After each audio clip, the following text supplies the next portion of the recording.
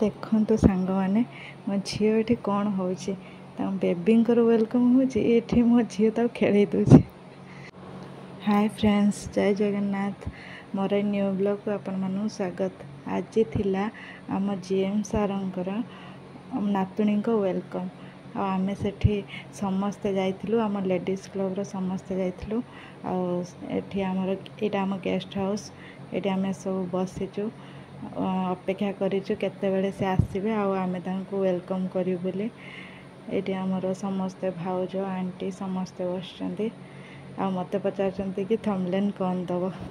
ଏଠି ବସିକି ସମସ୍ତେ ଡିସ୍କସନ୍ କରୁଛନ୍ତି କେତେବେଳେ ଆସିବେ ଆଉ ଆମେ ତାଙ୍କୁ ୱେଲକମ୍ କରିବୁ।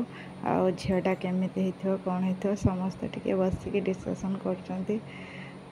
ଆଉ ସମସ୍ତେ ବହୁତ ଖୁସି, ଗୋଟେ ଝିଅ ଆସିଲେ ଘରେ ସମସ୍ତେ ବହୁତ ଆସିବା। ଯେହେତୁ ଟିକେ ବିଳମ୍ବ ହେଇଗଲା, ଆମେ ଟିକେ ଗୋଟେ ଫଟୋ ଉଠାଇଦେଲୁ। ଆଉ କ'ଣ କରିବୁ, ଲେଟ୍ ହେଇଗଲା ଯେହେତୁ ଆମେ ସମସ୍ତେ ଗୋଟେ ଫଟୋ ଉଠାଉଛୁ।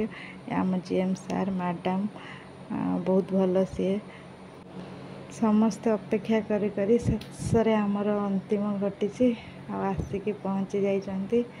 ଆମେ ସମସ୍ତେ ତାଙ୍କୁ ୱେଲକମ୍ କରିବା ପାଇଁ ଏଠି ବାହାରେ ଛିଡ଼ା ହେଇଛୁ ଖରାରେ।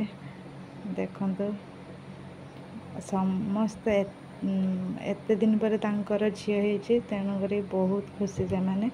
ଆଉ ସେଇ ଖୁସିରେ ମାନେ ୱେଲକମ୍ କରୁଛନ୍ତି। ବହୁତ ସୁନ୍ଦର ସଜା ହେଇଛି ଆଉ ବହୁତ ଖୁସି। ଆସନ୍ତୁ ଦେଖିବେ କେମିତି ବେବିର ୱେଲକମ୍ କରାହେଇଛି। ଦେଖନ୍ତୁ କେତେ ସୁନ୍ଦର ସଜା ହେଇଛି ଗାଡ଼ିକି ଆଉ ୱେଲକମ୍ କରାହେଇଛି।